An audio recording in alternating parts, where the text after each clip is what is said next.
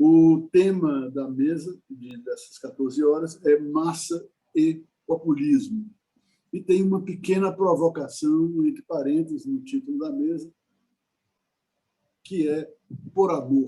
É uma referência às ideias de Freud na psicologia das massas e análise do eu. Vai falar nessa mesa Martônio Montalverne, professor titular da Universidade de Fortaleza, procurador do município de Fortaleza. E Raul Max Lucas da Costa, psicanalista, membro do Aleph, Escola de Psicanálise, e professor universitário. Martônio, boa tarde, bem-vindo. Vamos trabalhar. Muito boa tarde a todos.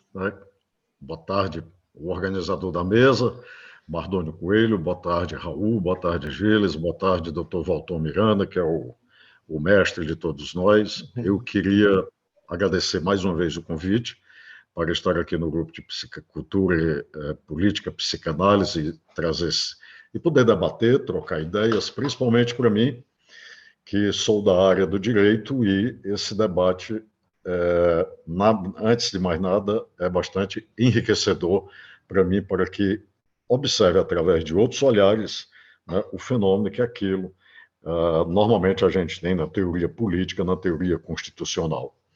Eu procurarei aqui me controlar no tempo e dividirei rapidamente minha exposição em dois momentos. Um primeiro momento que eu chamaria de discussão filosófica sobre o populismo, e depois aquilo que nós temos no âmbito do acúmulo da discussão política a respeito do populismo e das experiências concretas do populismo que nós tivemos especificamente no século XX, né, que me parecem as mais relevantes, especialmente aqui na América Latina.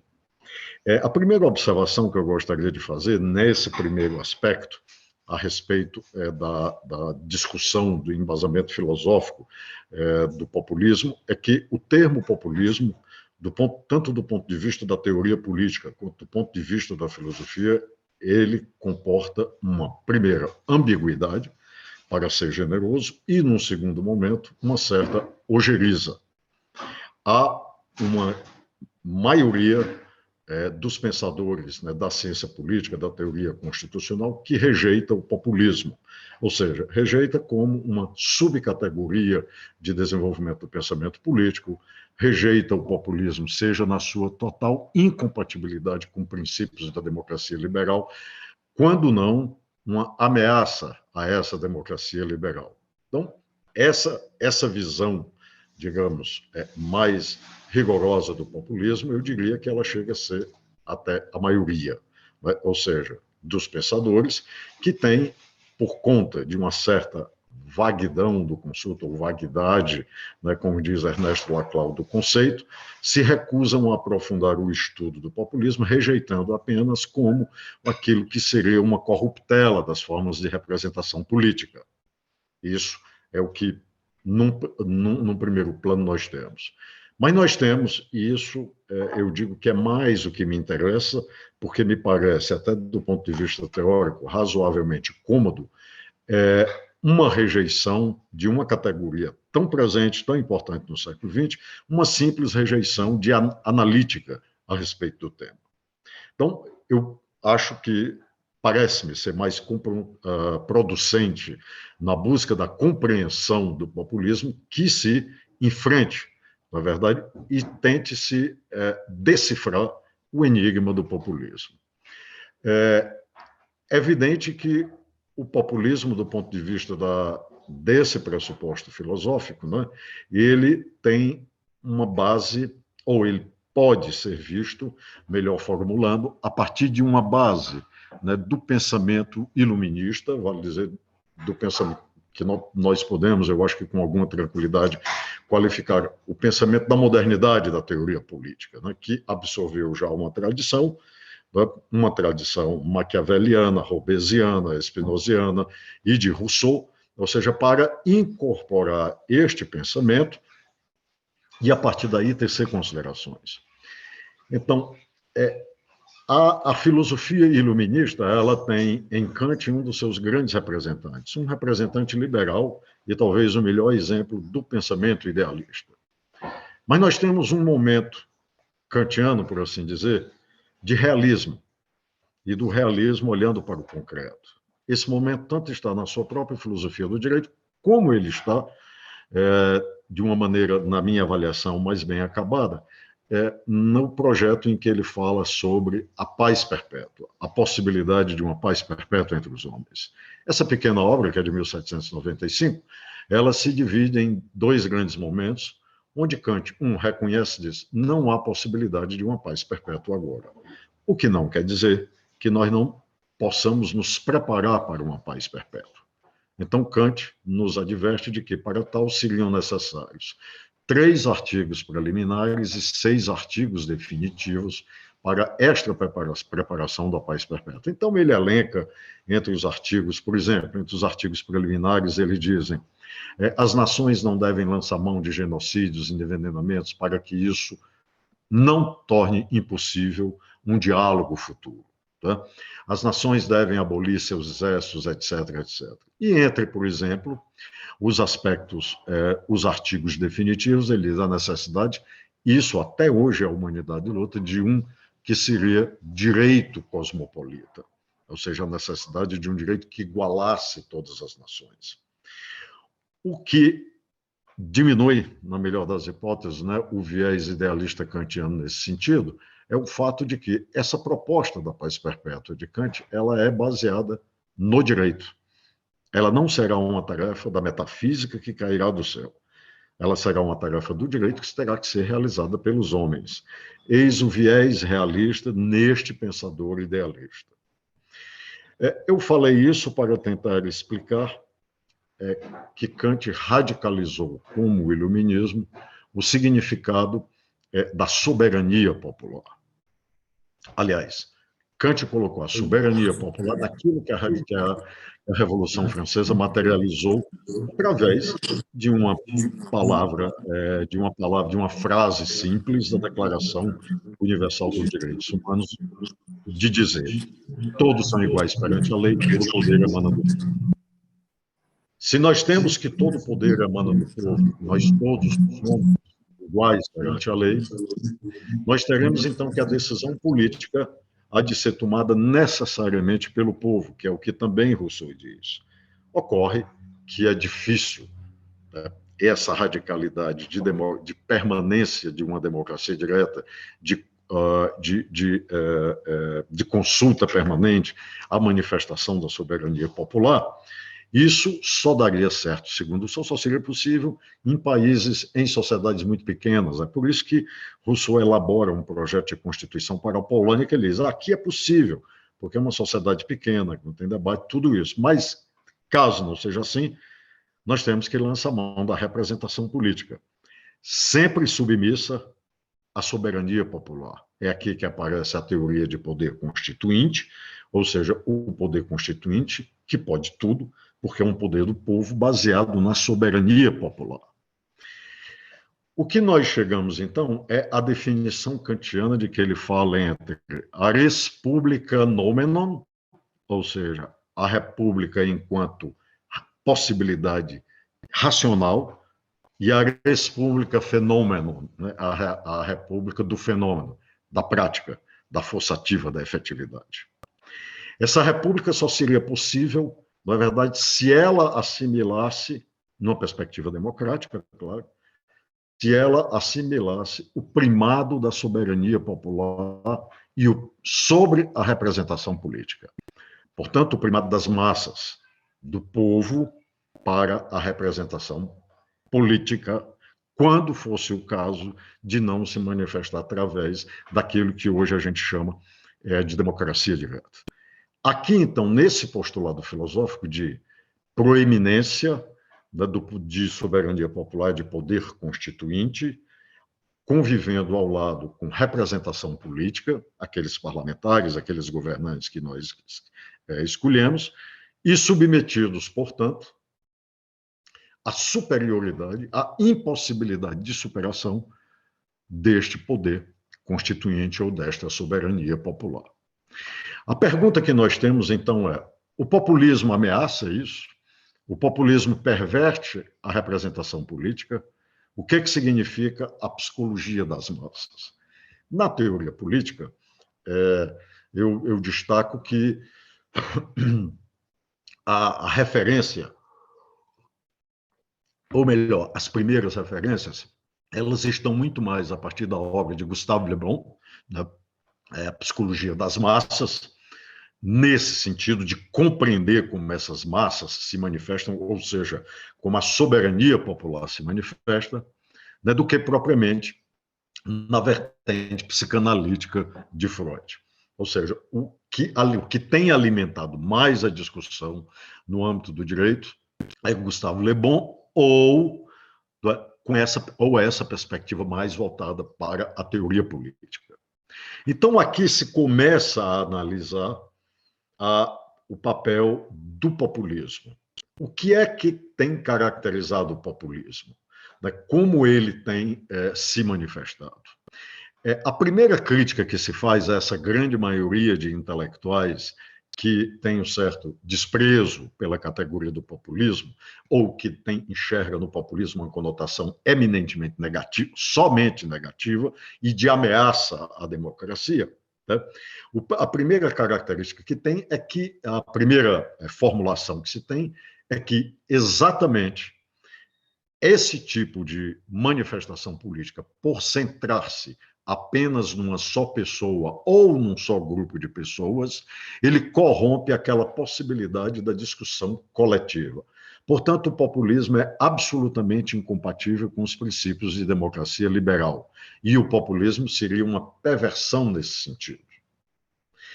O que é interessante de se perceber é que esta observação, que desacredita e transforma o populismo numa imagem eminente negativa, é que ela, primeiro, não enxerga o populismo acontecendo em diversas direções, ou seja, em distintas direções de qualquer movimento político, seja ele de esquerda ou de direita.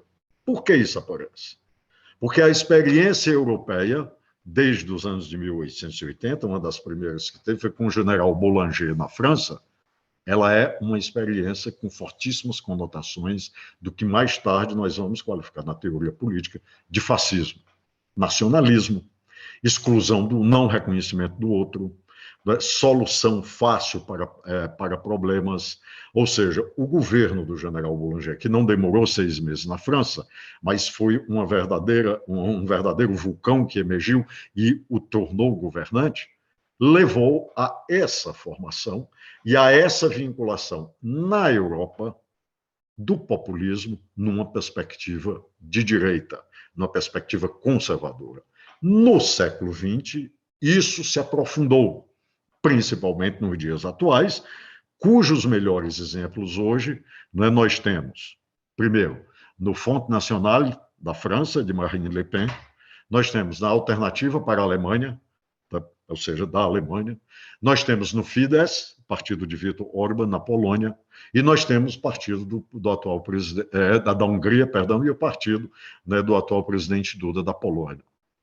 Isso para não contar a experiência da British Union of Fascists, de Oswald Mosley, ou seja, de todos esses movimentos populistas, mas que tiveram um fortíssimo cunho nacionalista, fascista, excludente e intolerante. A experiência na América Latina é completamente diferente. A experiência na América Latina do populismo é a primeira vez em que a reivindicação de pobres ou a reivindicação de classes sociais deixa de ser questão de polícia e passa a ser agenda de governo.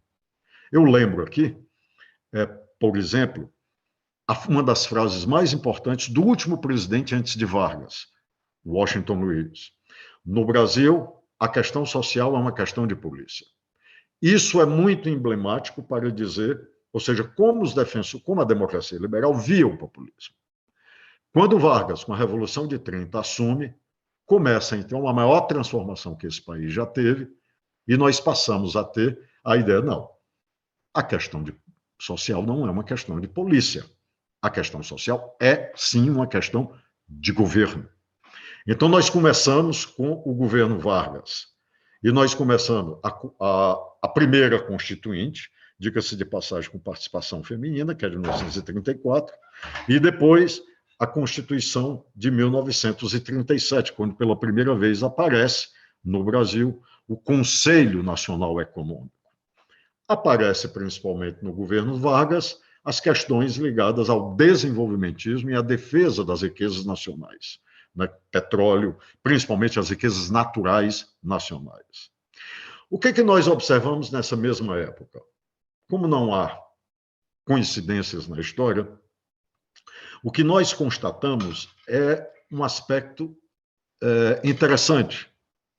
No mesmo instante em que o governo Vargas começou, a era Vargas até 1945, mas isso se estenderá até o segundo governo Vargas, nós temos o mesmo fenômeno destas lideranças ditas populistas no México, com Cárdenas, no Peru, com Aya de la Torre, e na Argentina, com Juan Perón.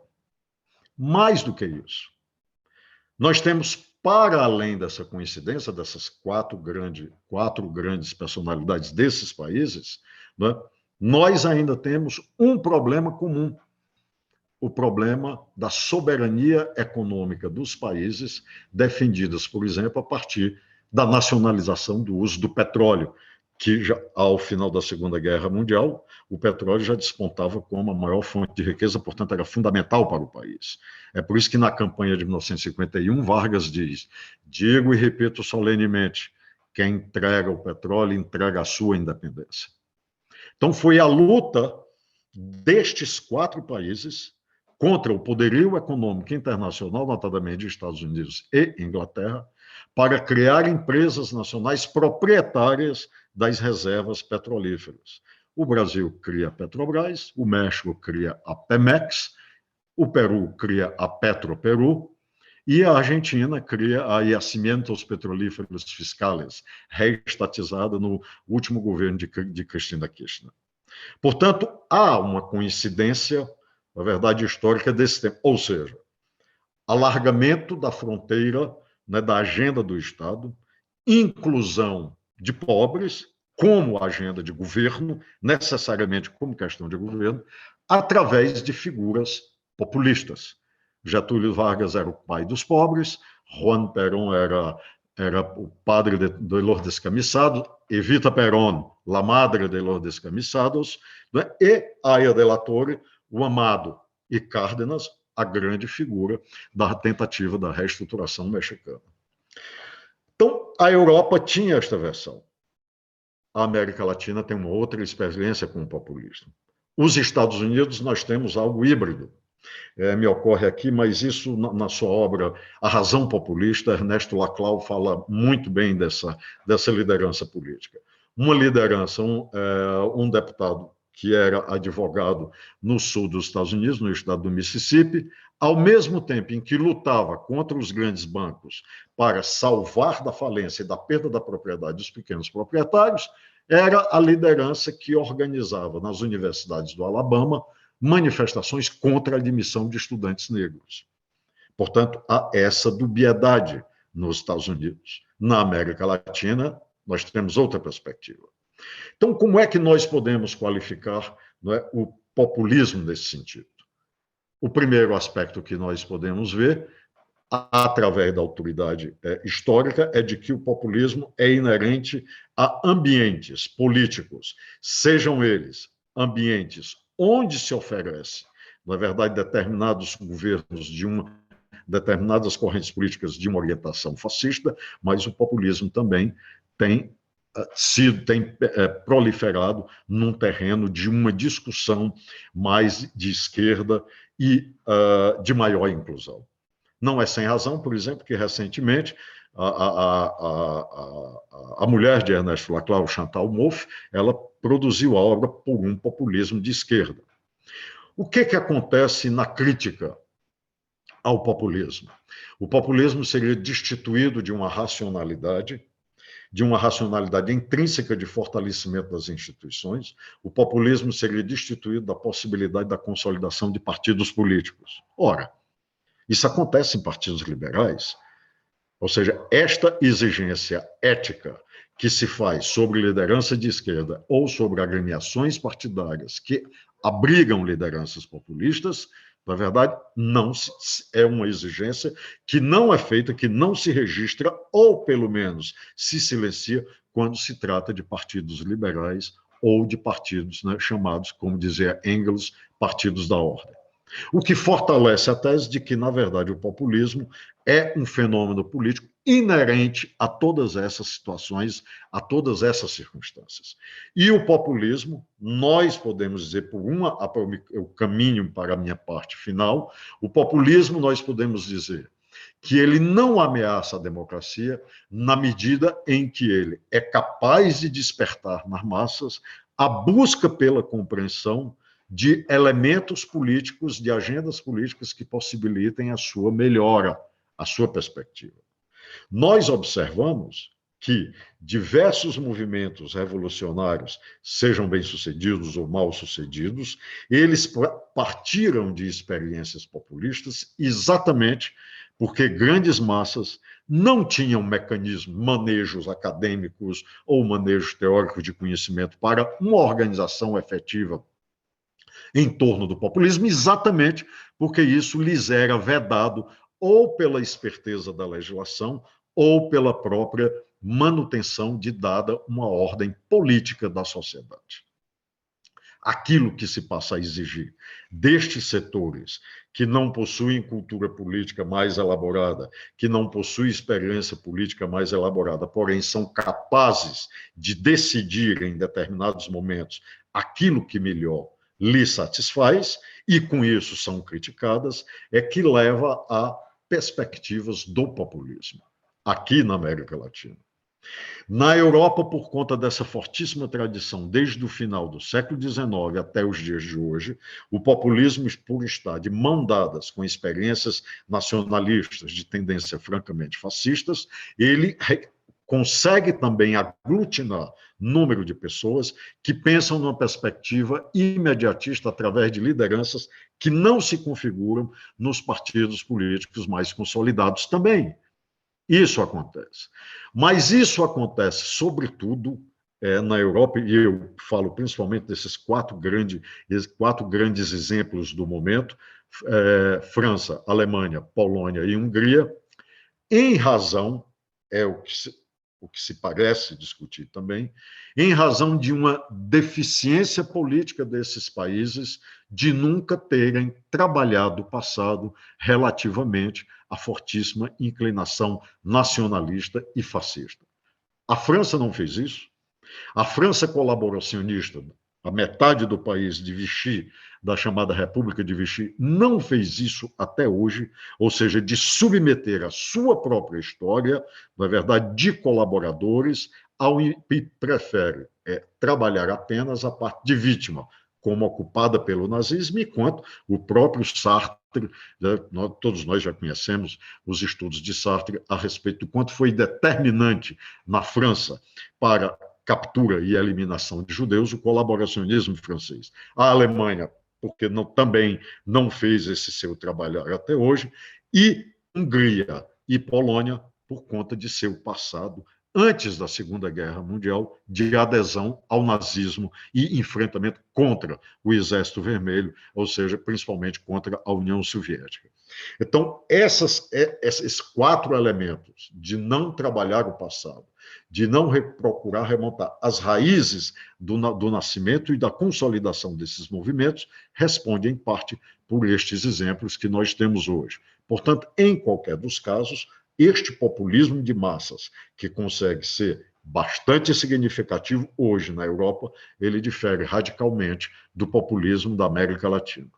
Nessa diferença, na verdade, só um minuto, Marlon. Concluo já. Nessa perspectiva, então eu procurarei responder a pergunta que eu fiz no final. No começo da minha exposição, do ponto de vista filosófico, o populismo é incompatível com a democracia? Eu diria que não. Eu diria que o populismo ele traz elementos possíveis de canalização de determinadas vontades desorganizadas da sociedade. O fato de estarem desorganizadas não quer dizer inexistentes. Segundo momento, a tradição latino-americana do populismo é completamente diferente da tradição americana ou da tradição europeia de populismo. É uma tradição ao contrário, é uma tradição aberta, é uma tradição que procura incluir mesmo que multidões perdidas na sua, digamos, localização enquanto classe social, enquanto, sobretudo, classe cultural. A que cultura elas pertencem no âmbito desta organização política. Portanto, o populismo é um fenômeno inerente a esse desenvolvimento político. O populismo pode se operar em qualquer destes tipos de sociedade e o populismo não necessariamente é incompatível com perspectiva democrática, especialmente a experiência latino-americana. Então, meus amigos, eu espero ter podido falar, né, sobre o populismo, ter sido claro, peço desculpas por eventual atraso e ficaria muito satisfeito em responder perguntas e, sobretudo, divergências. Muitíssimo obrigado. Obrigado. Vamos passar, então, a palavra para Raul Máximo da Costa, sobre o mesmo tema do populismo. Então, agradeço estar aqui, né? Uma honra, uma grande aula tivemos agora, né? O Martônio sobre populismo e agradecer então a presença de todos, em especial o pessoal do Cariri que nos assiste. Eu intitulei a minha fala com esse pequeno título aqui, né? Sobre o tecnopopulismo e a servidão apaixonada, né? A servidão apaixonada, encontrei umas traduções mais recentes, né, do Psicologia das Massas, do Freud, né, direto do alemão. Né? E eu queria também, assim, vou ler, né, e só destacar que o que vai perpassar aqui a minha leitura, uma concordância que o professor Martoni acabou de colocar, e também o que já foi posto pela manhã, né, de que vimos agora há pouco, né, como o populismo é um enigma e tem várias facetas. Pela manhã também discutimos sobre isso, né? Então, o que eu vou procurar situar é um caminho que me apareceu recentemente, de que quando se tratar de populismo, sobretudo no que já foi colocado dentro de uma realidade nossa de colonização, né? Ela tem uma questão de uma política emancipatória, né? E de que quando a gente pode tratar o termo massa como algo já pendente, vamos dizer assim, ao totalitarismo e à extrema-direita, né? Então, alguma coisa que eu já queria situar, né? Quando aparecerem essas palavras, né? Estou tomando esse caminho, né? Que para mim está sendo interessante. Mas queria começar aqui com uma breve epígrafe, uma citação, uma frase do Freud, do texto Psicologia das Massas. Abre aspas. As massas nunca conheceram a sede pela verdade. Elas exigem ilusões a que não podem renunciar. Enquanto conceito da ciência política, populismo é um termo carregado de história e de indeterminações. O Dicionário de Política, organizado por Norberto Bobbio, define populismo como um regime político onde o líder populista estabelece uma discursividade governista, protecionista endereçada ao povo. Daí surge a prerrogativa, né, de um governo populista, manter distância ou mesmo eliminar um outro ameaçador.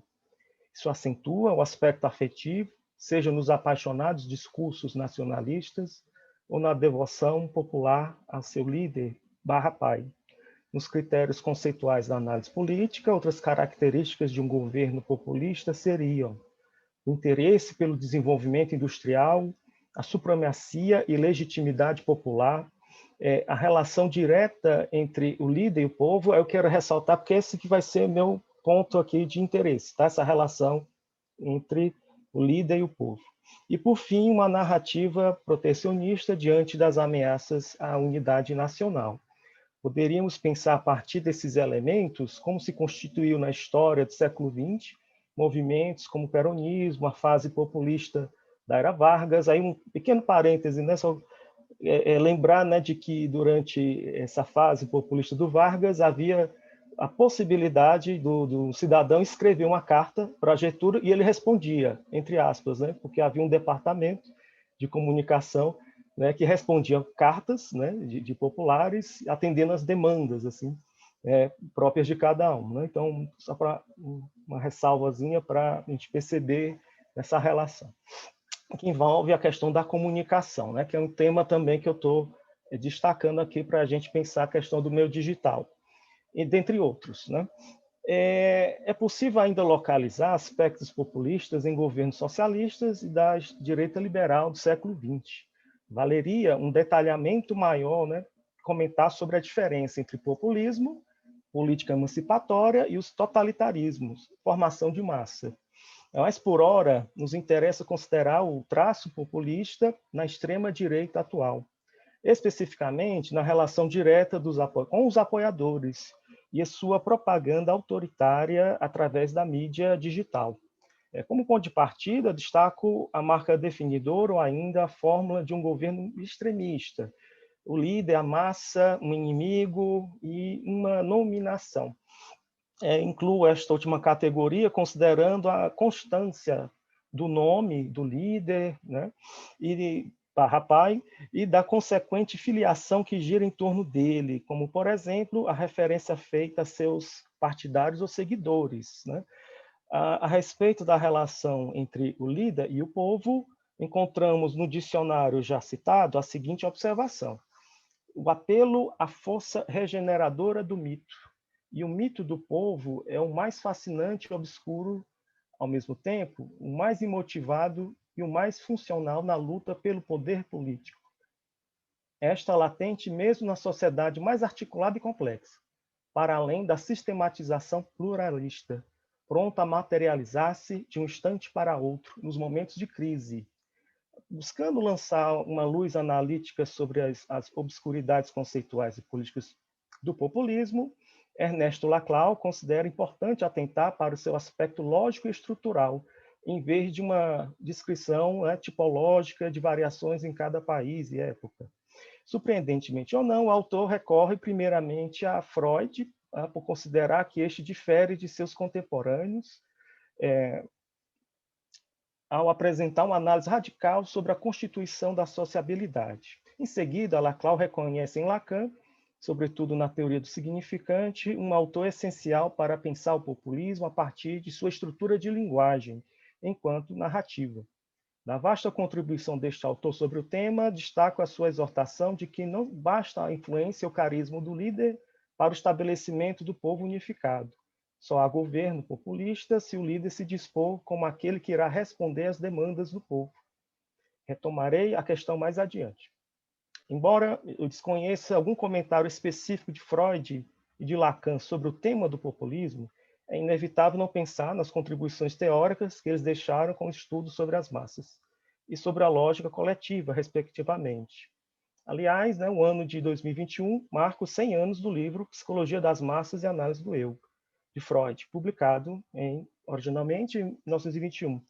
Muito já se comentou sobre esse texto, desde sua suposta condição de ultrapassado à sua notória atualidade para pensar a política do mundo de hoje, especialmente na ascensão da extrema-direita. Que Freud tenha com esse texto antevisto a ascensão do fascismo italiano e do nazismo alemão não é grande novidade. Há quem diga, Rodino Escola, que a fonte de inspiração do pai da psicanálise foi a Revolução Russa de 17. As manifestações políticas formadas por multidões sem líderes, entre aspas, e anônimas dos anos 2000, pareciam ter sepultado qualquer possibilidade no mundo globalizado, marcado historicamente por guerras e ditaduras, de arranjo ou constituições de massa, só um parênteses também, nesse certo momento, assim, acho que uns 10 anos atrás, talvez, algo por assim, devido aos movimentos de 2013, eu cheguei a ouvir, à época, alguma coisa nesse sentido, que não seria mais... Estaremos numa outra lógica, na lógica da multidão, e a lógica das massas já teria ficado para trás, no passado. Inevitável não lembrar das cenas iniciais do filme A Onda, de 2008, onde um professor de história interpela sua turma sobre a possibilidade do fascismo e do nazismo no mundo de hoje. Diante da resposta negativa e incrédula por parte dos estudantes, o professor reproduz e comprova através de um experimento social, todos os elementos constituintes, né, do nazifascismo com seus alunos. As consequências disso, porém, vocês devem imaginar quais foram. A explosão da extrema-direita nos últimos anos, Estados Unidos, Brasil, Hungria, ainda nos choca, sobretudo as imagens, né, de manifestações antidemocráticas e favoráveis ao retorno à ditadura militar. A socióloga Esther Solano situa as origens do bolsonarismo como uma demanda, né, de uma dada parcela populacional justamente nesse período, né, das manifestações, por uma solução que seria assim, antissistema, apartidária e, idealmente, imune à corrupção, ou seja, íntegra. Né? Há quem diga, né, que o termo integralismo tem a ver com isso, né, da questão do íntegro. Uma novidade da extrema-direita de nossos dias é sua apresentação tecnopopulista, nesse contato. Então, né? Vale aqui enumerar suas características segundo a jornalista Patrícia Campos Melo, né, no seu livro Máquina do Ódio. Primeiro, né, o uso privilegiado do aplicativo de conversação WhatsApp como veículo propagador de notícias falsas e de detração política. Como se sabe, os disparos em massa de mensagens para o Bolsonaro através do WhatsApp na campanha presidencial brasileira de 2018 foi financiado, né, por empresários bolsonaristas que contrataram empresas de marketing digital para este fim. O caso continua sob investigação judicial por se configurar como crime eleitoral. 2. A proximidade do líder com seus seguidores através de mensagens e comentários nas redes sociais, em geral, Twitter, Facebook, Instagram, e a comunicação direta com o público através de lives no YouTube. A pesquisa jornalística, né, de Patrícia Campos Melo revelou que durante a campanha eleitoral de 2018, o número de seguidores de Bolsonaro nas redes sociais era notadamente superior em comparação aos outros candidatos. Por exemplo, no Facebook, Bolsonaro tinha 6,9 milhões, né, de seguidores, enquanto Haddad 689 mil. Os ataques organizados através de bots, trolls, às pessoas e às instituições contrárias ao posicionamento ideológico extremista. Esse seria um terceiro aspecto, né, desse tecnopopulismo digital. Tá? A contratação, né, de robôs, de um ataque em massa de haters. Né? A constatação de um gabinete do ódio sintetiza muito bem como funciona esta operação, de uso das redes sociais como uma arma de hostilidade. Toda esta mobilização no meio digital revela uma nova configuração de massa, onde o anonimato, a desinibição e o ódio destrutivo potencializam o efeito de coesão da massa. Né? Eu recordo aqui um comentário de uma psicanalista e também sempre tradutora da obra do alemão, né? Direto do alemão do Freud, Ana Maria Portugal, que ela comenta isso, que Freud podia ter utilizado o grupo, outra expressão, mas no alemão o termo massa chama muito bem, né, para essa dimensão de uno, né, de coesão. Né? Retomando a questão do estudo freudiano das massas e sua proximidade com a comunicabilidade técnico-populista de hoje, é importante considerar que a atualidade da análise freudiana consiste em permitir uma leitura estrutural e lógica, muito bem introduzida por Freud através do conceito de identificação. História e estrutura perpassam esse texto freudiano e por essa via dupla que podemos pensar nas massas digitais de hoje. O próprio título da obra já nos fornece uma indicação de uma torção mebiana entre o individual e o social, as massas e o eu.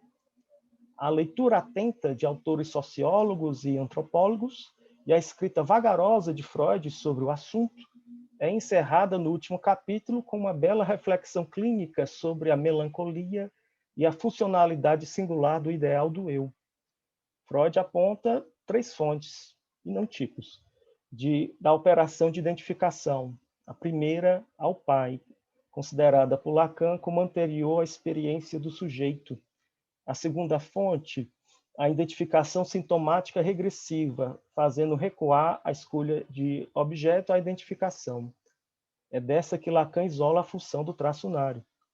A terceira fonte consiste na identificação histérica, onde se toma o desejo alheio como próprio, e se apresenta na forma de uma contaminação psíquica, diz Freud. As três fontes se articulam, indicando a identificação como uma operação contínua e crucial na constituição do sujeito em sua relação com o grande outro. Basicamente, foi essa tônica destacada por Lacan sobre este livro. O próprio não se furtou a tecer considerações sobre os efeitos da massa no laço social. Percebeu, na formação psicanalítica de sua época, um funcionamento institucional massificado e hierárquico, onde se concebia o final de análise como uma identificação ao ideal do eu do analista. Em suma, a massa busca fazer o todo. Oposto a isso, Lacan nos convida a pensar a lógica do não todo, da incompletude nas questões coletivas. Dito isso, retomo uma questão destacada anteriormente sobre as demandas do povo. Um dos traços destacados por Freud sobre a psicologia, né? Esse termo é interessante, porque parece no sentido de psique, mentalidade, né? Era muito comum utilizar dessa forma, sobretudo no século XX. A psicologia das massas é a predominância dos afetos sobre a razão. Um dos traços destacados por Freud.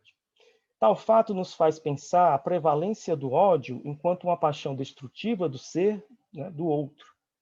Contudo, após lançar as bases do conceito de identificação, fazendo Lacan dedicar um seminário sobre esse tema, o que faz Freud? Dedica um capítulo exclusivo em seu livro para problematizar o enamoramento e seu paralelo com a hipnose. Isso me faz lembrar a consideração de Lacan de que, abre aspas, né, o afeto é feito do efeito da estrutura, fecha aspas. A dinâmica do estado amoroso extremo não coincide a priori com a identificação, pois na análise freudiana a identificação acrescenta algo ao eu. E no amor é o oposto, algo se perde. Mas adiante avança nesta ideia e conclui, abre aspas, tal massa primária consiste de certo número de indivíduos que colocaram um único e mesmo objeto no lugar de seus ideais do eu e que, por conseguinte, se identificaram uns com os outros em seus eus. Fecha aspas, né? Quando se está enamorado, ocorre a experiência de um esvaziamento do próprio eu e uma espécie de engrandecimento do amado, uma idealização. Isso promove uma equivalência entre o estado de apaixonamento ao de hipnose, que seria a lógica da massa reduzida à relação dual. Nesse momento, Freud destaca uma forma mais elevada de enamoramento, a servidão.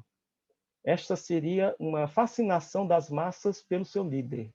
Enamorada, a massa celebra, aplaude e se lança em situações de risco de morte. Por amor. Lacan chama esta situação de fascinação coletiva e destaca a função do olhar como uma das formas do objeto A. O sujeito se olha do lugar do ideal do eu. Se pretende amado pelo líder, por exemplo. Contudo, este líder nada quer saber de seus súditos, fechando-se em uma condição narcísica. Considerando a prevalência do olhar e da voz no mundo contemporâneo e sua função de mais mídia, Lacan constatava que, abre aspas, tudo isso se esclareça pela referência a esses dois objetos, a voz, quase que planetizada, se não estratosferizada por nossos aparelhos, e o olhar, cujo caráter invasor não menos sugestivo, pois, por tantos espetáculos, tantas fantasias, não é tanto nossa visão que é solicitada, mas o olhar que é suscitado. De fato, né, hoje o olhar e a voz se propagam pelo mundo através da internet. Para concluir, enfatiza a possível aproximação dessa massa apaixonada e seduzida pelo olhar e a voz e sua participação como servos ativos classicamente, né, chamada de servidão voluntária, pelo videolivro clássico de Etienne Lavoisier. Mais do que uma manipulação unilateral do líder para seus súditos, o que assistimos é uma demanda de certa parcela populacional sendo respondida. Falando de outra forma e tomando como exemplo um fragmento da história do nazismo, né? A tese polêmica do livro de Daniel Goldhagen, intitulado Os Carrascos Voluntários de Hitler, é de que foi o cidadão comum, o alemão médio que aderiu ao nazismo. Ele, o cidadão alemão, sabia dos campos de concentração e contribuiu de forma efetiva para o Holocausto. O antissemitismo germânico era anterior a Hitler e, além disso, era de um tipo peculiar, um antissemitismo de eliminação. Ideias do autor. O que quero chamar a atenção é que, para além do líder genocida, precisamos conversar também sobre os seus apoiadores. A persistência histórica das massas no laço social contemporâneo nos faz refletir sobre o seu estatuto de regressão social.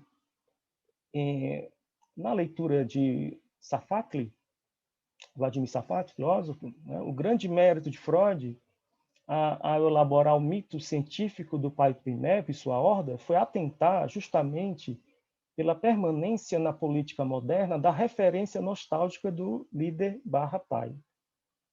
Embora o assassinato do pai marque, né, a constituição de um lugar vazio na vida coletiva, a insistência em ocupá-lo conduz ao pior, sobretudo quando falamos do autoritarismo extremista de hoje. Só um pequeno parêntese, né?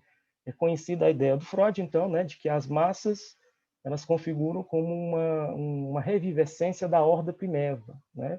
E daí ele falar nesse aspecto de uma primeira psicologia, né? Talvez a primeira psicologia tenha sido essa, né, da horda, e de que isso tem um caráter de regressão, né? E que já uma questão assim, para a gente conversar, né? Se essa regressão social a gente poderia pensá-la, né? Uma forma de ampliar um termo tão corrente hoje como a caquistocracia, né? Bom, para finalizar, né? Sabemos que a psicanálise só pode ter um lugar em uma sociedade que aposta na democracia, pois esta carrega em si a lógica do não todo lugar vazio através da representatividade. Se massa e hipnose, segundo Freud, se equivalem, importante lembrar que a clínica psicanalítica surgiu e segue como a ruptura dessa pregnância totalizante. Então era isso. Obrigado. Obrigado, Raul. Bom, eu tenho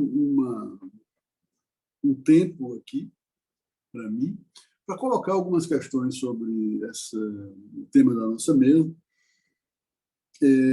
mas também para ressaltar alguns pontos que os dois palestrantes colocaram.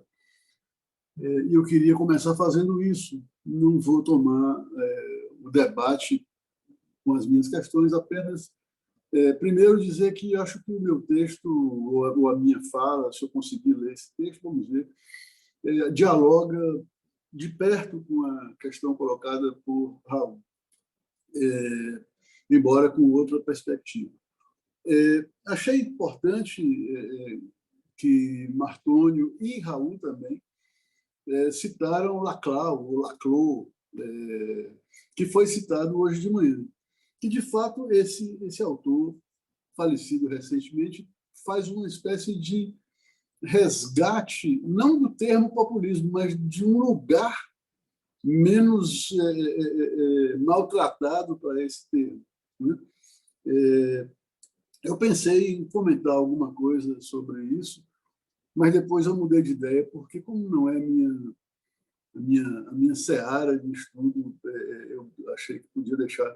O Martônio já fez os comentários necessários, mas eu queria colocar uma provocação sobre o que Martônio falou, a respeito de que essa negação, esse desinteresse, essa negação do estudo, da apreciação, do exame do fenômeno populista por parte dos pensadores, da academia, que eu entendi que você colocava dessa maneira, se isso se dá principalmente por uma questão filosófica, iluminista, uma recusa de tratar de um assunto que supostamente ameaça a democracia liberal, nesse sentido filosófico, ou se essa recusa não é imersa numa influência ideológica, justamente aonde os lugares, os países que não discutem esse tema, são todos eles, ou na grande maioria, países em posição de ser colonizados, né? Ou seja, a colonização como um empecilho de se olhar, sequer se olhar para um movimento, um caráter político de um movimento que poderia trazer demandas daquilo que o Laclau chama de povo, demandas não atendidas. Não sei se consegui ser claro na questão, mas deixo ela para o debate.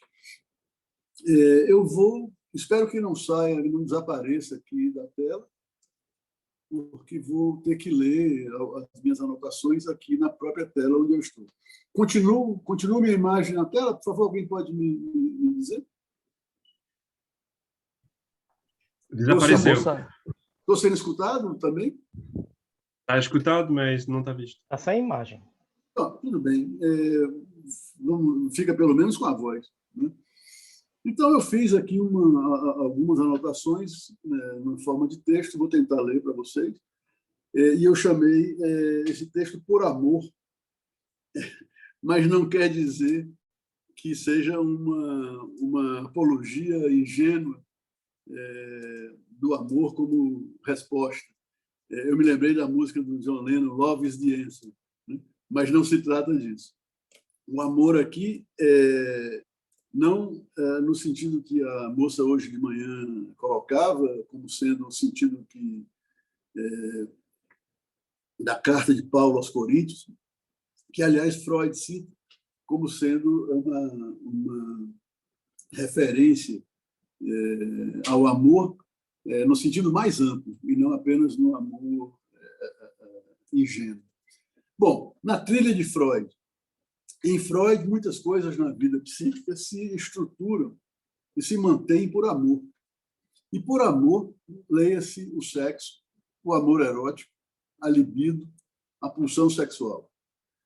Em relação àquilo que ele vai chamar de psicologia das massas, ainda que essa pulsão se apresente desviada ou impedida de atingir o seu objetivo, mas isso é outro problema, é dela que se trata.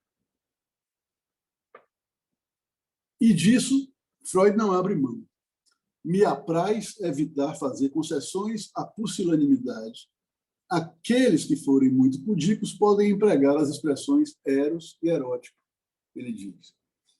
Então, sobre a psicologia das massas, Freud avança em relação aos seus antecessores em alguns pontos.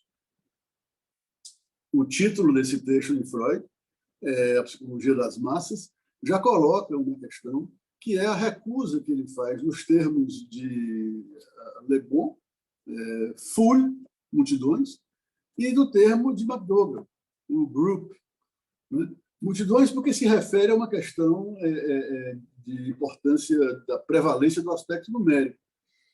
E group porque pretendia fazer no funcionamento das massas uma referência ao funcionamento dos grupos. O que eu acho curioso nisso é de que Freud prefere usar a palavra Massen, em alemão, massas, que é um termo extremamente ligado à tradição dos temas políticos. Avança ainda um pouco mais no que diz respeito à presença de um líder, a quem a massa segue, no efeito de identificação, e o próprio efeito de coesão da massa. Esses dois eixos da relação do sujeito com o líder e com a própria massa se articulam através de um efeito de fascinação ou mesmo de idiotização do sujeito para com o líder, por um lado, e o seu senso de unidade com o grupo, por outro. Em ambos os casos, como diz o próprio Freud, na citação que introduz o assunto do populismo dessa mesa, essa estranha entrega à ideia do líder, esse sentimento de unidade e coesão, se dão innen zu Liebe, por amor. Freud recusa o vago termo sugestão dado pelos outros autores para descrever a mola da relação do sujeito com o seu líder, o Führer. Trata-se para ele de amor, libido, pulsão sexual. Um sujeito e seu objeto causa de desejo, objeto que ele quer, digamos, ter. O sujeito e o objeto que ele quer ser. O objeto que ele quer ter, A minúsculo para os lacanianos. O objeto que ele quer ser, I de A, o ideal do eu. Diria de outra forma, com mais rigor, o objeto A, cuja falta torna o sujeito um sujeito de desejo, de linguagem. E o objeto com o qual, sem saber, o sujeito aspira a ser reconhecido pelo outro, o I de A. Na trilha de Lacan, a relação amorosa entre o sujeito e o seu objeto, em primeiro lugar, não é somente amorosa, mas odiosa também. Não podemos só amar, temos que odiar também. Da mesma forma, não apenas odiamos aquele a quem chamamos inimigo, nós o amamos tanto quanto. Eu chamo a atenção para isso porque hoje no Brasil, a maior parte, talvez, das pessoas envolvidas no debate político não se dão conta de que amam aquele que odeiam e odeiam aquele que ama.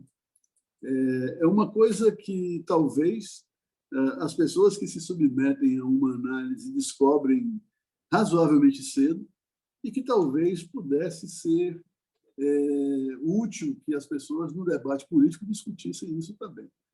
Porque uma das coisas que eu acredito que causa sofrimento a nós que temos uma posição identificada com uma posição de esquerda, uma posição democrática, uma posição progressista, é de estarmos presos a essa demanda incessante de amor ao fascismo, de amor ao bolsonarismo, porque nós odiamos isso, mas escorregamos do ódio para o amor num efeito de ignorância, como hoje mais cedo Rafael colocava. Então, o amódio, ou enamoração, que Lacan usa, é a palavra que Lacan inventa freudianamente para dar conta, na relação imaginária, daquilo que Freud estabelece na pulsão, a partir do além do princípio de prazer, de que toda pulsão é pulsão de morte, ao mesmo tempo em que não conhece nenhuma que não seja sexual.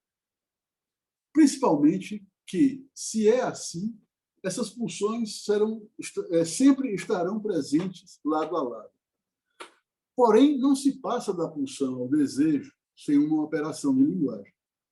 A pulsão já é, em si, uma operação de linguagem, um primeiro corte da linguagem no real, cuja incidência destaca o sujeito acéfalo, que se faz objeto e goza, ao modo de um narcisismo primário, um sujeito que se faz objeto e se goza do próprio corpo, por exemplo.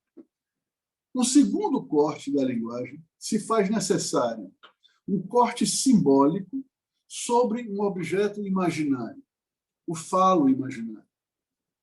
Assim, essa operação chamada de metáfora paterna instaura um sujeito de desejo que não pode mais alcançar o objeto a não ser sob a forma de um significante.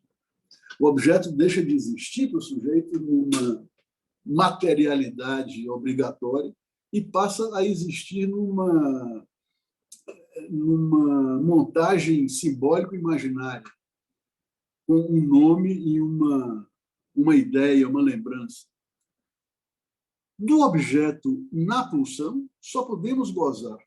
O sujeito se faz objeto, e nisso, ou disso, ele goza. Mas não é sujeito ainda.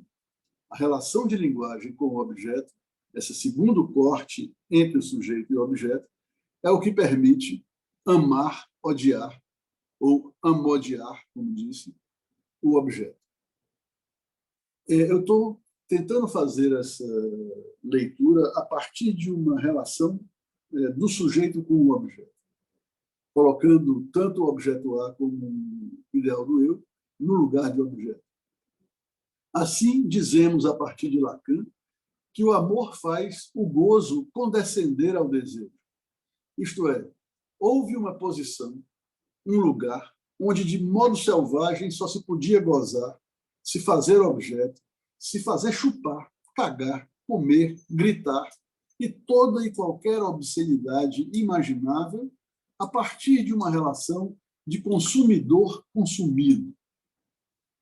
A partir do advento civilizatório da linguagem e de seus desdobramentos de sofisticação dessa relação linguageira, simbólica e descolada do sujeito como objeto, como as artes, de um modo geral, a literatura, em particular, a música, a gastronomia, por exemplo, etc., temos a transformação dessa relação primária, devoradora, com o objeto impossível da perda, numa relação de ódio-amoramento, de enamoração, com o objeto impotente da falta.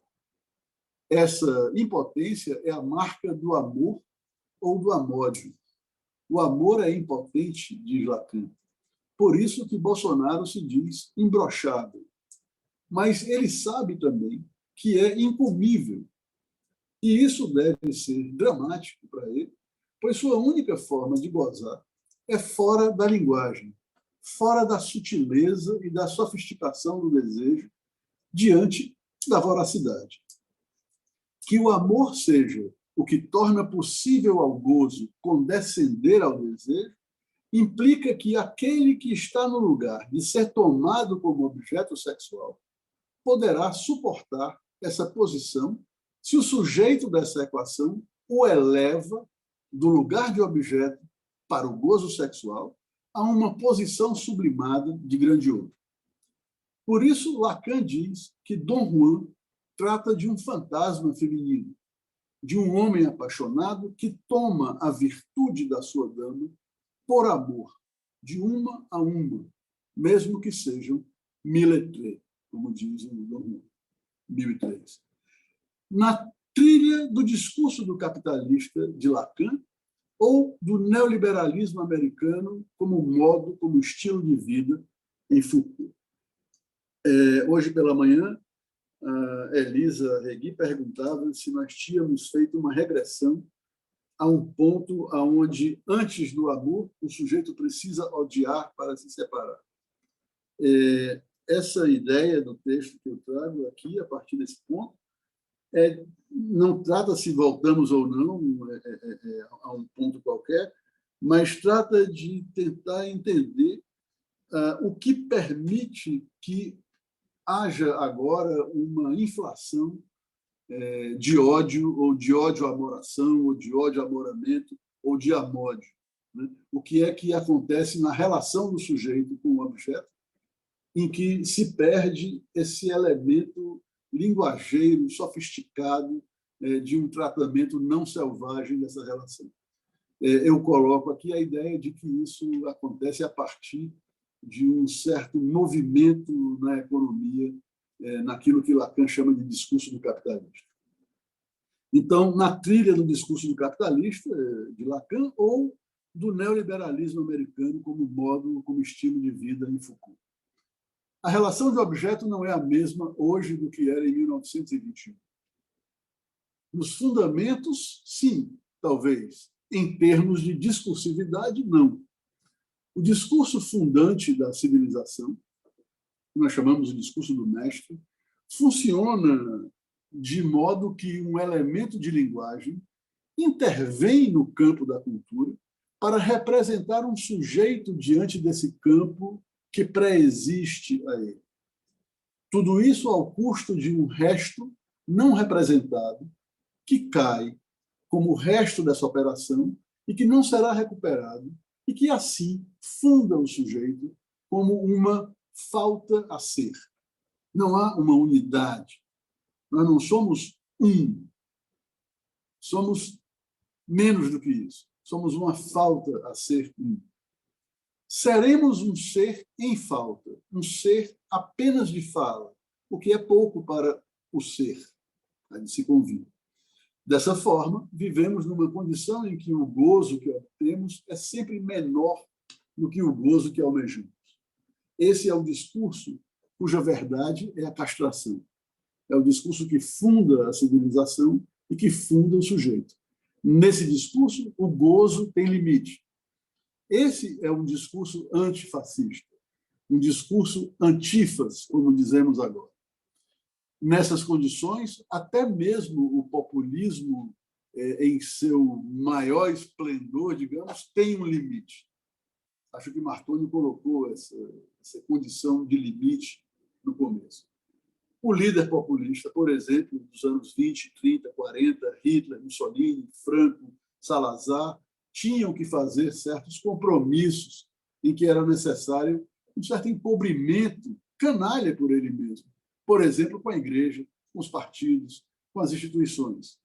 Havia um ponto na lei em que era preciso conservar uma aparência. Em 73, Lacan declara a crise não do discurso do mestre, mas do discurso do capitalista, que é o substituto dele, está aberta. No discurso do capitalista, há uma inversão em relação ao discurso do mestre, aquele que funda a civilização e o sujeito da falta. No discurso do capitalista, o objeto perdido pode retornar ao sujeito e o sujeito pode ter a última palavra. Eu chamo o S1 disso, no discurso do capitalista. Ele pode dizer o nome de Deus, pode abrir a arca da aliança, sua satisfação garantida ou o seu dinheiro de volta. O gozo está garantido, mesmo que isso seja uma mentira, um logro ou uma doença. Nessas condições, não há por que o sujeito elevar o seu objeto de investimento sexual à condição sublime de grande outro. Eu só não te estupro porque te acho feia. Se eu te achasse gostosa, te estupraria. Tá ok? E a turba grita. Mito, mito, mito. Führer. Não há amódio, amor e ódio.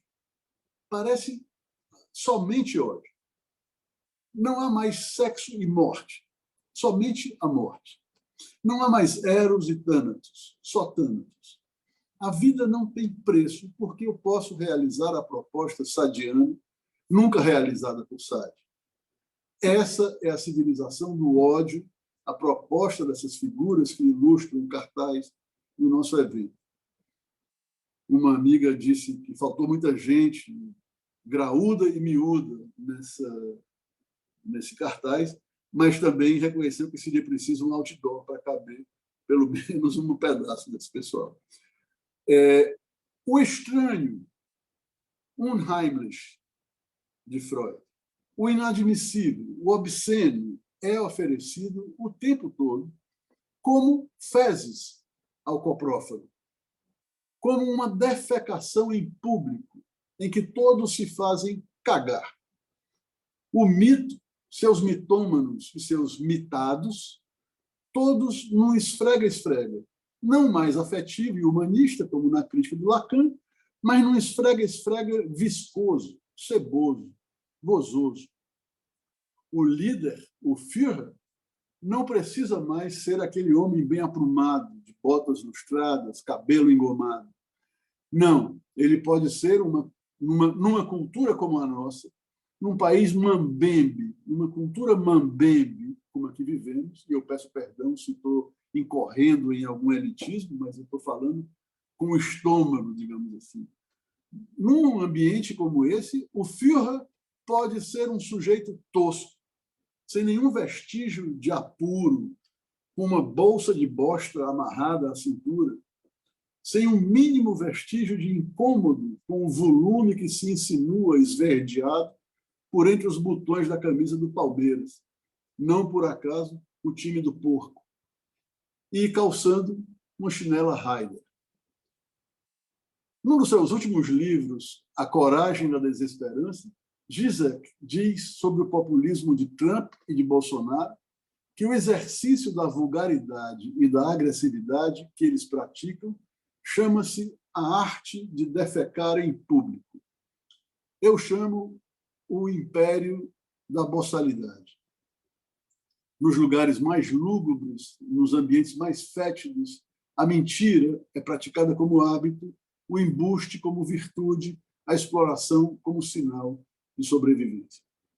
A questão que eu quero destacar, o que torna possível essa passagem de uma relação linguageira com o objeto, de uma relação amodiosa com o objeto.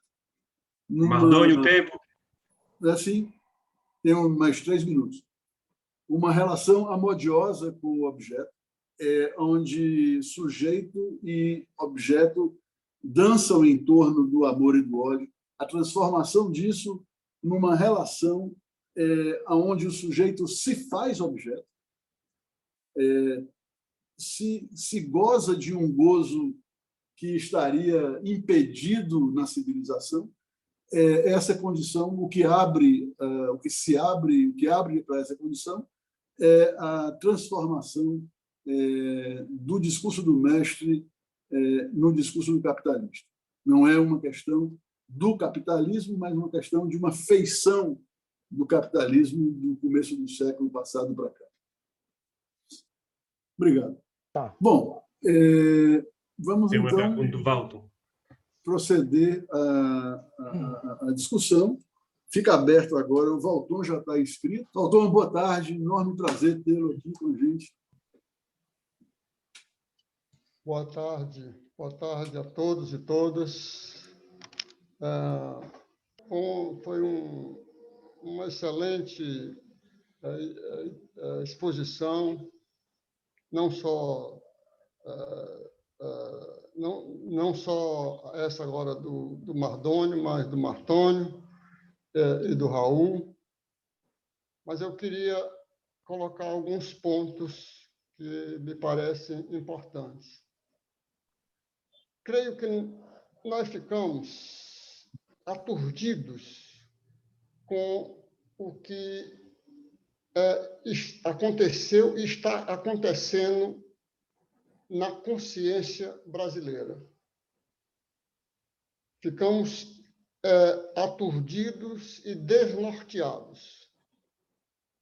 E há uma profusão de cartigos de todas as esferas, tentando compreender o que se passou e o que se passa.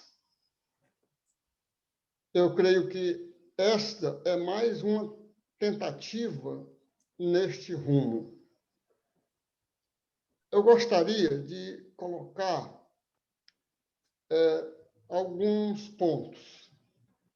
Vou partir do Raul, lá do Cariri. Quando as massas se sublevaram, tanto na Revolução do Padre Cícero e invadiram Fortaleza, essas massas tinham uma adesão ao seu chefe, ao seu líder religioso. A mesma coisa com Antônio Conselheiro.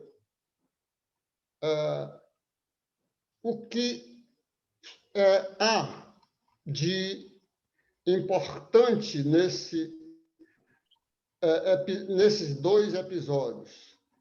O que os conecta à sua teorização, Raul.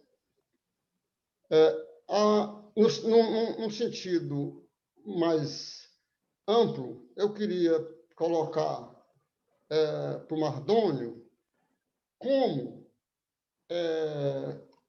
o que, na linguagem lacaniana, é chamado amódio, e na linguagem bioniana, eu creio que elas se complementam, elas não se excluem. se chama bloqueio do pensamento pré-verbal. O pensamento não pode acontecer e fica no nível pré-verbal pela influência do ódio, ou seja, pela influência da desvinculação odienta. Naturalmente, aí, odienta inclui, muito possivelmente, o que é teorizado na visão lacaniana por Amódio. Portanto, não pode se ligar à linguagem. E aí, chegando ao Martônio, perguntar o que você pensa dessa dificuldade, ou não sei se é dificuldade, Martônio, de aproximar a linhagem subjetal, que é a nossa, de psicanalistas, da linhagem objetal, que é a sua, do jurista. Como nós vamos aproximar essas duas linhagens para compreender esse momento de desnorteamento? Como nós vamos compreender como a retórica do ódio pode ser de tal modo planejada que nos estonteia, nos coloca numa situação de recuo. E eu queria perguntar para você se você pensa, se você imagina que, por exemplo, há nisso tudo uma questão relacionada ao tipo de praxis histórica do Brasil. Ou seja, que o Brasil tem uma praxis histórica que não é revolucionária. É uma praxis histórica conservadora. E, portanto, os seus sistemas jurídicos, eles tendem a ser naturalmente eles tendem a ser mais capazes de lawfare, ou seja, de reificação e proteção do conservadorismo. São essas as minhas ideias, assim, para vocês comentarem. E muito obrigado pelas exposições que eu segui atentamente, eu achei excelentes.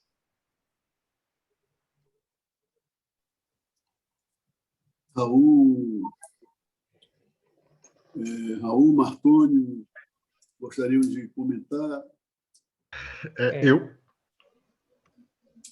perdi um pouco da pergunta do Dr. Valton.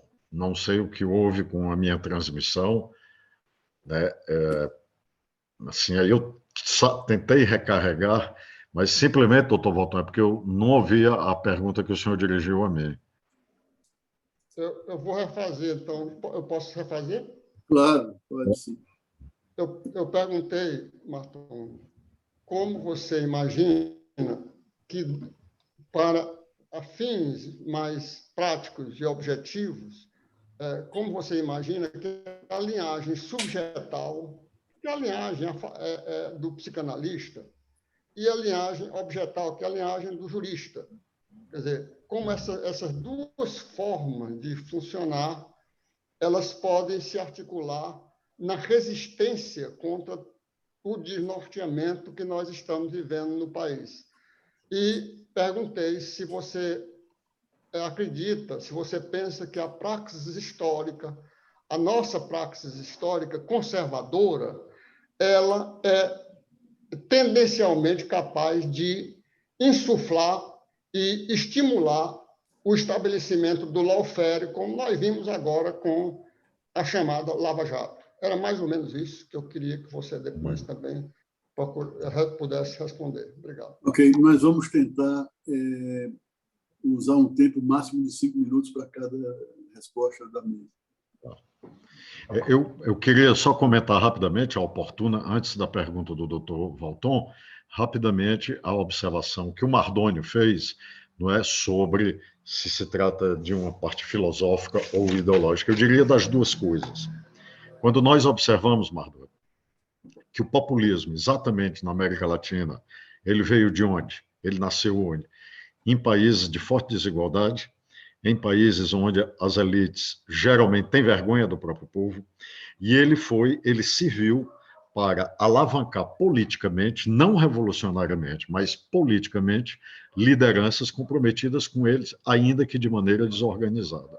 Então, há uma resistência da chamada teoria liberal em assimilar o populismo por isso. O engraçado é que ela tolera esses mesmos teóricos, apenas chamam de disfunções quando isso acontece no campo de partidos não populistas da esquerda. Mas, quando isso acontece no campo do populismo, qualificam isso como perversão, como ameaça à democracia. Então, ela tem um viés fortíssimo filosófico, bem elaborado, e tem ideológico também. Ou seja, quando se diz que Lula é populista, quando se diz que Chávez é populista, que Morales, que Rafael Correa, que Cristina Kirchner são populistas, etc., é para descredenciar a qualidade do sistema que os elegeu e de seu governo como baixa qualidade democrática. Sobre a pergunta do Dr. Valton, que eu acho também oportuníssima, né, como nós, eu acho determinante a nossa condição histórica. Então, nós temos várias explicações sobre isso, doutor Valton, mas eu acho que a teoria da história, né, baseada no constante embate, ou seja, no embate do concreto de luta de classes, ela fornece uma explicação bastante razoável para que nós possamos compreender os fatos que acontecem hoje, na verdade, de pessoas que não integram de maneira nenhuma, estão longe de integrar qualquer noção de elite econômica, cultural, mas que assimilam perfeitamente todos esses elementos e interesses dessa elite como legítimos. Então, eu creio que a teoria da nossa história, ela quando se observa a história do desenvolvimento do Brasil, quando se observa o desenvolvimento político, as marchas e contramarchas de movimentos autoritários, nós observamos esse apoio, ou seja, de uma grande parcela da população se posicionar contrário a seus próprios interesses, ludibriada, né, pelo manuseio da realidade histórica que se tem no país. O que me chama a atenção é que, já transcorrido tanto tempo, determinados mecanismos se mostraram razoavelmente ineficazes para tentar reverter essa posição. E quando esses mecanismos mostram alguma eficácia, que é o caso da universalização do ensino, né, vem uma terceira onda de resposta, de reação a essa possibilidade de esclarecimento, de compreensão da realidade, que é escola sem partido, doutrinação ideológica, ou seja, todos esses pontos começam a aparecer, na verdade, uma tentativa de barrar uma tomada de consciência de grandes setores da população. Ninguém discute mais isso, por exemplo, em países como a França, como Portugal, Espanha, Alemanha, ou seja, discutir como vão contar a Revolução dos Escravos como ditadura, quando vão contar o nazismo como a ditadura, como vão contar... Isso não se discute, qualquer escola faz isso, mesmo no caso italiano, em governos da democracia cristã. Isso não foi problema, isso não teve o menor significado. Por outro lado, aqui no Brasil, isso é quase um dilema. Ou seja, é constante a investida contra tomadas de posição nesse sentido. Perdi a conexão? Não, Não, tá tranquilo. Tá certo, então. Pronto, era o que eu tinha a dizer, Mardônio. Obrigado. Obrigado a você. Rapidamente, um breve comentário, Valton, sobre a questão do AMOD. Eu não conheço essa questão em bio, mas eu penso que quando Lacan fala sobre o AMOD, ou enamoração, não é uma... não quero fazer uma colagem, mas eu estou fazendo uma referência ao que Freud coloca sobre o amor, o amor e o ódio, no texto sobre a pulsão e suas vicissitudes, que ele inicia tratando o amor como se fosse uma pulsão e termina dizendo que não se trata disso. mas de um afeto, e que ele é facilmente transformado em seu oposto. Eu acho que o que Freud faz, inclusive no texto da Psicologia das Massas e Análise do Eu, é exatamente partir do afeto, da identificação e do amor para a sua base pulsional na pulsão sexual e na pulsão de destruição. Bom, eu só queria fazer esse comentário. Raul, não sei se quer comentar. Eu tinha esquecido. Eu quero. Quer comentar. O Gile quer fazer uma pergunta. Tem uma pergunta do Gile em seguida. Só para lembrar isso, né? Mas é só, de fato, agradecer, né? Pergunta e comentário do Dr. Valton, né? Porque ela é de grande pertinência, porque eu penso que a nossa discussão está até se encaminhando para isso, como é importante da gente ter, né, assim, uma conversa, né, sobre a nossa questão brasileira, né? Aquela ideia do Tom Jobim, né? O Brasil não é para iniciantes, amadores, né? Requer assim toda uma particularidade, mas assim, no que diz respeito, né, a figura do Padre Cícero, né, ela cabe assim de uma forma assim muito peculiar, né, para a nossa discussão, porque ao mesmo tempo que um evento histórico, como foi citado pelo Dr. Valton, né, a sedição de Juazeiro de 1914, ela tem toda uma dimensão política, né, de uma força de governador da presidência do Estado da época contra o governo federal. Então tem a face política do Padre Cícero e tem, vamos dizer assim, usando termos da época, a psicologia do fiel, né, do Alpadim, né, que vai se transformando em romaria, mas me chama muita atenção nesse fato específico, né, vamos dizer assim, os seguidores do Padre Cícero saírem como praticamente a pé, né, de Juazeiro para Fortaleza, né? Então assim, é muita dedicação, né? É muita pegando aqui o gancho, né, por amor, mas olha só, né, é um outro fato assim que me chama muito a atenção, né, é justamente assim, que é sabido, né, de que entre o devoto e o Padre Cícero, enquanto vivo, havia uma intimidade, né? Assim, você escrevia uma carta, ele respondia mesmo. Aí não tinha departamento como Vargas tinha, mas ele respondia, né? E tinha intimidade tão grande, né, que quando se pedia, né, Padre, me dê um remédio porque eu estou com uma dor de barriga, se não funcionasse, pedia outro, né? Então, assim, era possível refazer, né? Era negociável essa relação do que se pedia. Mas o que nos interessa, eu acredito, que o Dr. Valton quer nos atentar, né? É de que, na nossa história, nesses movimentos messiânicos, eles são respostas a essa situação de extrema pobreza, né? Então, Antônio Conselheiro, tudo que se passa em Juazeiro, o Caldeirão, o que se passa no Sul também, contestado, se me falha a memória, né?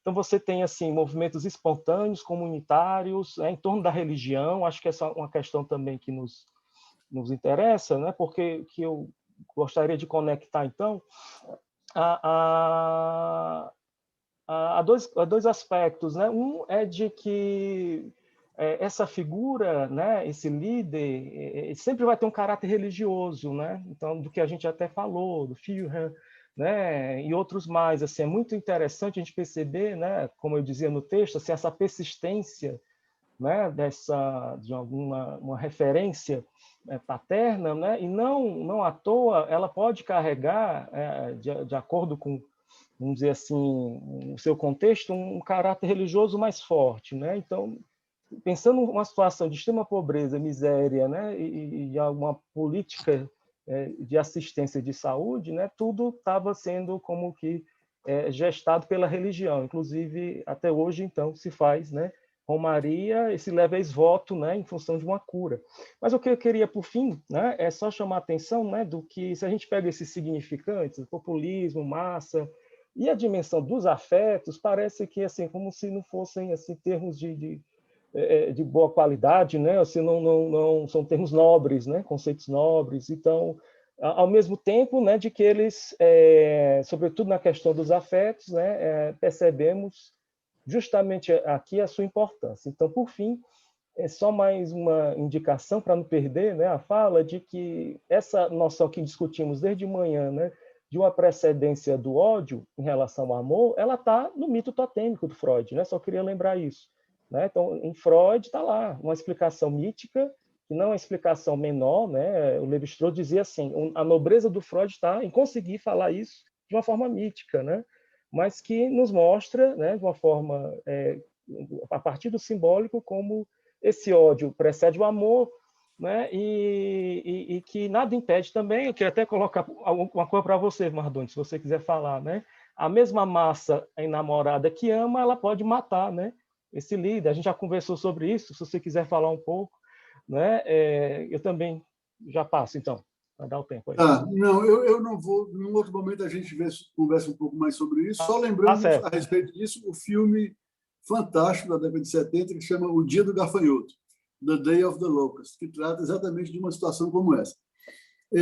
Nós temos duas questões, uma de Gilles e uma de Fátima Severiano, e a gente tinha resolvido fazer em blocos, né? Então, vamos fazer a questão de Gilles, depois a questão de Fátima, e depois ver se a mesa responde isso a tempo de começarmos a outra mesa às 15h45.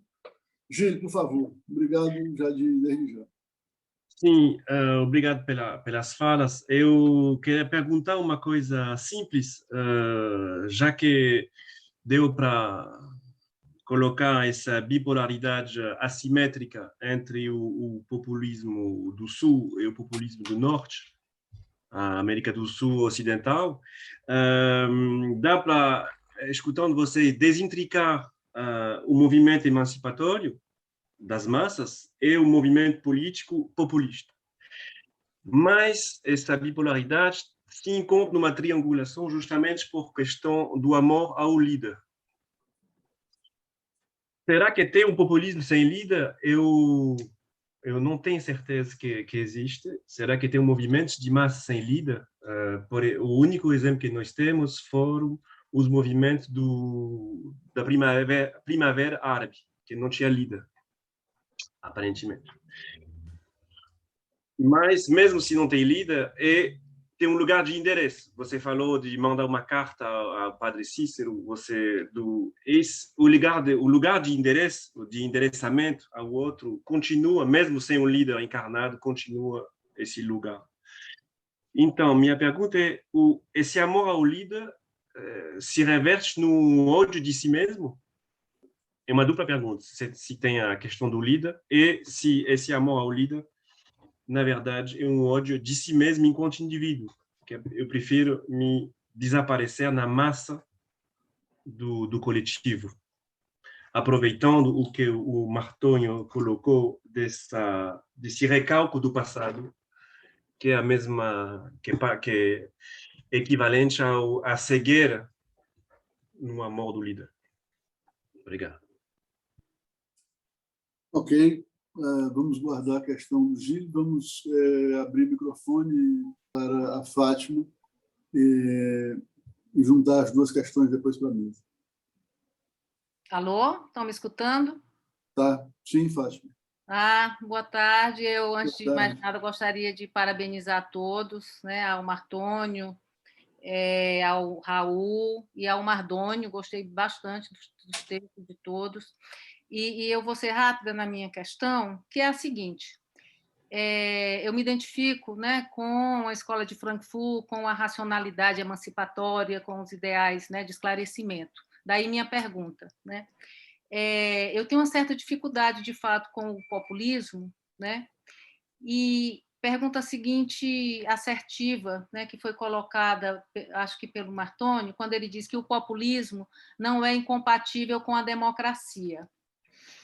Eu gostaria que fosse mais explorado isso, né? E a minha questão é assim, será que não é incompatível mesmo, né?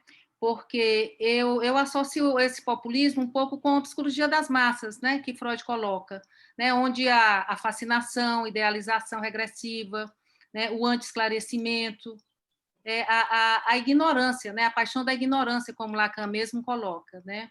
Então, como seria possível a viabilização da democracia face, né, a esses movimentos de massa que necessariamente apelam para a predominância dos afetos sobre a razão, a exacerbação do sentimento de onipotência, impulsos imperiosos pelo imediato, pensamento por imagem, enfim, tudo que o próprio Le Bon também coloca, né, e Freud cita, como seria possível nessa democracia face a toda essa fascinação e essa ignorância. E eu vou frisar no termo ignorância, porque Lacan, né, concebe a ignorância como uma das paixões do ser humano ao lado do amor e do ódio. Né? Daí eu gostaria que vocês falassem também sobre essa paixão da ignorância, que Quiné fala um termo muito interessante, que é o ignoródio. Né? Ele denominou ignoródio, né?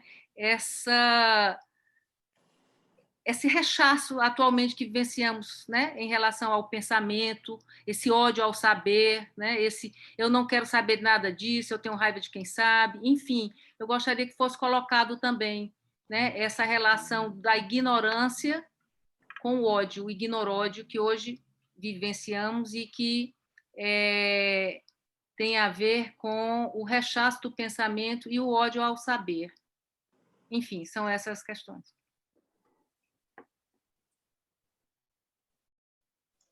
Bem, obrigado, Fátima. Então, Martônio... Martônio, pode começar. Fico por último, se for o caso, dá tempo. Tá, eu acho profundamente pertinente todas as observações que foram feitas aqui, especialmente a do Gilles e da Fátima, né, que tentarei responder rapidamente. Se há um populismo sem líderes, sim e não. A gente tem esse registro, principalmente aqui no caso da América Latina, onde nós tivemos algumas experiências de movimentos, que foram movimentos abertamente com tendências emancipatórias, mas não apareceram lideranças. O último que se tem é o movimento do Chile, a partir de 2019, ou seja, foi um movimento onde não se tinha uma determinada liderança e que foi rapidamente qualificado como um nascer populista, porque havia um aspecto de difusão de lideranças e de manifestação. E isso se comprovou quando da Assembleia Constituinte, dos debates para a eleição da Assembleia Constituinte, e esse vácuo de uma liderança específica comprovou isso na formação e nos debates sobre isso. O Partido Comunista Chileno queria uma coisa, outros partidos de direita queriam outra. Inclusive, tinha partidos com tendências francamente de esquerda que não queriam um constituinte, o que significa essa diluição de lideranças. Aqui no Brasil, o exemplo que nós tivemos disso, de um populismo de direita nesse sentido, foram as manifestações de 2013, onde elas foram manifestações... depois elas, claro, derivaram noutro tipo de manifestação, que respondem, na minha avaliação, pelo golpe de 2016. Mas, em 2013, eram reivindicações predominantemente urbanas e identitárias. Eu pesquisei sobre isso, pedi os alunos do meu grupo de estudo, e peço aqui, se alguém me mostrar, na imensidão de fotografias e de imagens daqueles movimentos, eu não consegui localizar nenhum cartaz, por exemplo, reforma agrária já. Isso não se pediu. Ou distribuição de renda, isso não se falou. Ou o petróleo é nosso, isso não se falou. Ou seja, nada de pauta de soberania econômica, de distribuição de renda, nada de pauta de alteração estrutural do direito de propriedade. Nada disso aconteceu. Então, foi um movimento populista. E aqui, diferentemente do que eu falei no caso do Chile, também sem liderança, mas com uma identidade fortemente mais conservadora, na minha avaliação. E falando sobre o que a Fátima diz, né, claro, eu também, Fátima, eu me reivindico também, né,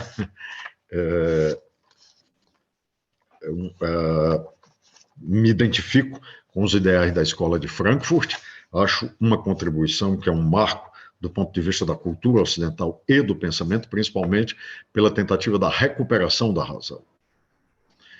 Mas a razão, ela existe várias formas, existe várias formas de manifestação da própria razão. Eu não sei, por exemplo, se necessariamente o populismo, eu não diria que o populismo leva a esse anti-esclarecimento. Quem lê o livro da professora Valquíria Leão Rego, Vozes do Bolsa Família, observa isso. Ela fez entrevistas em 2007, no começo do Bolsa Família, e depois ela fez em 2013. O livro, inclusive, foi traduzido, né, para a língua inglesa, Valquíria Leão Rego e Alessandro Pinzani. E o que é que nós observamos lá? O que é que ela retrata lá? O subtítulo da obra é Autonomia Moral, Dinheiro e Autonomia Moral. Ela conversando com mulheres que receberam Bolsas Família nesses 5 anos, no Vale do Jequitinhonha, né? De repente, essas pessoas, 5 anos depois, despertaram para o fato com uma simples afirmação, dizer, e que eu pelo menos ouvia muito no interior do Ceará, onde eu fui criado, em Sobral. Não, isso não é para mim. Andar de avião, isso não é para mim. Comer iogurte, isso não é para mim. Então, a Valquíria diz que relata a conversa com essas pessoas, onde mulheres que dirigiam as famílias dizem, eu vi que isso agora é para mim. Filho na universidade, também é para mim.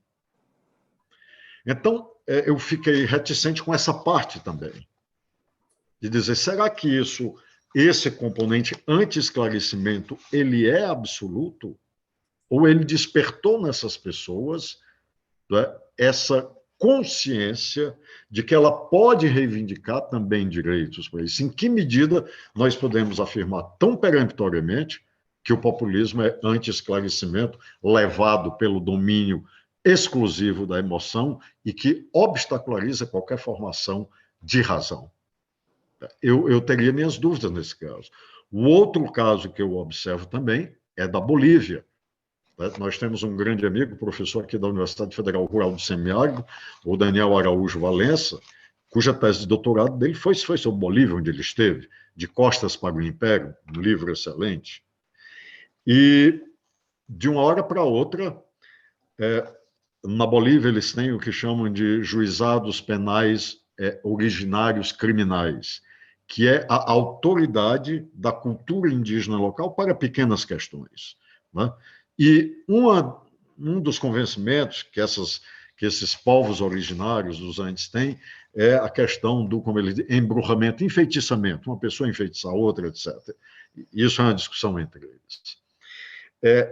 A partir da aplicação de uma legislação e do uso da autoridade local, foram essas pessoas, com todas essas ressalvas, que fizeram aquela enorme manifestação, descendo a serra, como se diz, para defender Morales.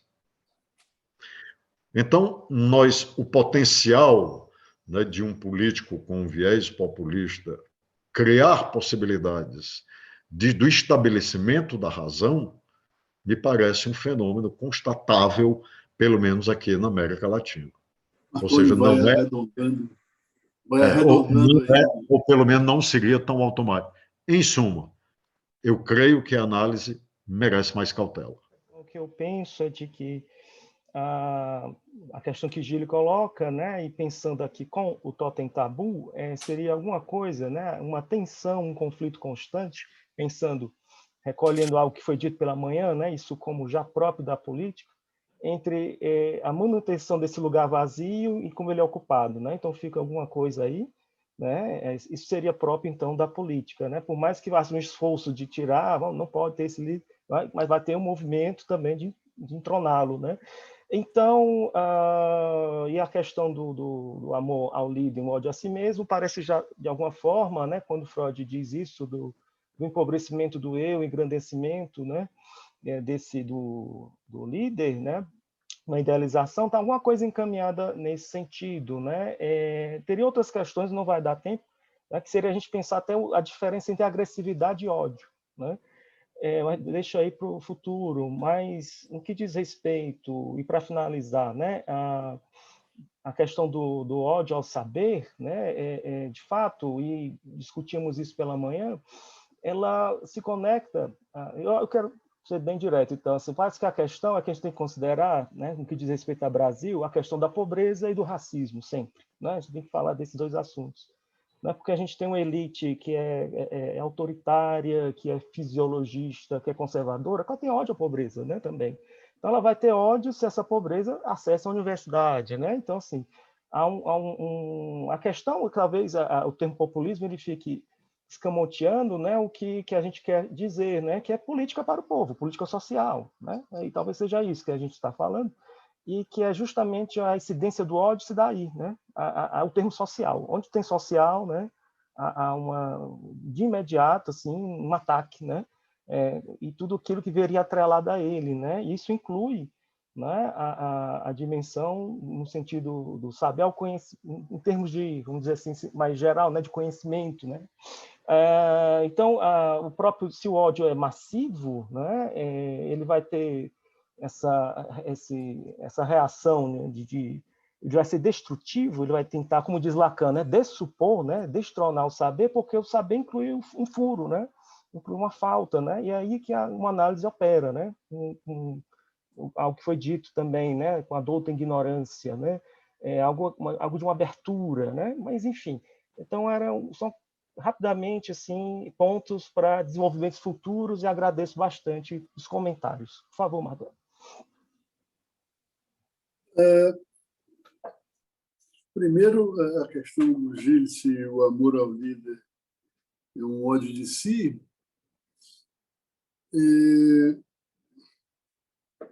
ou se há um populismo sem líder. Do ponto de vista do Laclau, o populismo há sem líder, não é uma questão de um líder encarnado. O populismo que ele tenta... Eu acho que a proposta do Laclau é construir um novo termo, um novo lugar para esse termo populismo, que ele vai sugerir que seja uma representação popular. O populismo, para ele, é uma representação do povo, é a construção de um conceito de povo. Né? O populismo é a construção, para Laclau, é a construção de um conceito de povo, não é uma questão de um investimento num líder. De toda maneira, em Freud, o investimento no líder, no populismo, não é exatamente um investimento erótico, mas um investimento de identificação. Né? O que eu tentei colocar na minha fala é de que, de qualquer maneira, mesmo na identificação, trata-se de um objeto. Eu acho que se o sujeito elege um objeto como um objeto de amor imaginário, ele desinveste dele. Não acho que é um ódio, mas acho que há um desinvestimento do eu quando se investe num objeto de amor imaginário. É um depósito que você faz a fundo perdido e você tira libido do ego. Isso está lá em Freud. Né? Não sei se... vou fazer aqui uma provocação para a gente depois... não sei se mesmo os movimentos que você colocou, como Primavera Árabe, por exemplo, não tinham um líder.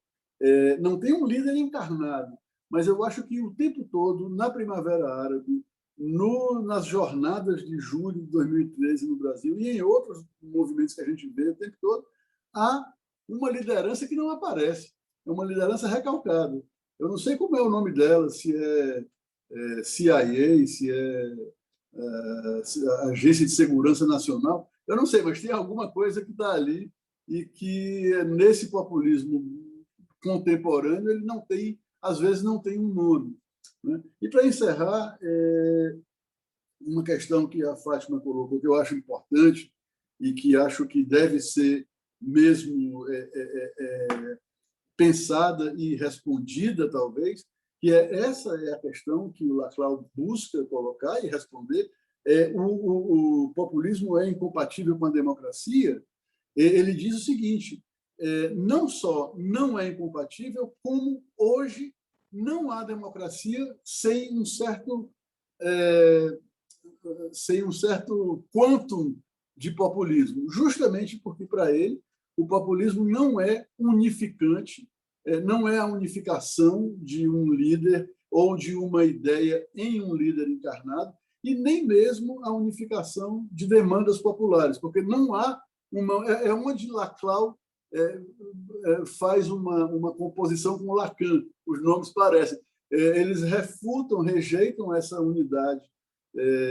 Para Laclau, não é possível, por exemplo, que todas as demandas sejam atendidas. Não é possível que haja uma sociedade pacificada em termos do atendimento das demandas. Sempre haverá uma zona de insatisfação, de conflito, e, para ele, o populismo não impede que isso se dê numa democracia. Obrigado, mais uma vez, a todos os que vieram para discutir, assistir, escutar, falar. Obrigado a Raul e Martônio, mais uma vez. Martônio já é um convidado também de outras temporadas, e a gente agradece muito, sabe que você tem um tempo limitado. Raul, muito obrigado também, somos colegas aqui da organização, e Gito também, e mais uma vez agradecendo a presença de Valcon, que está conosco desde cedo.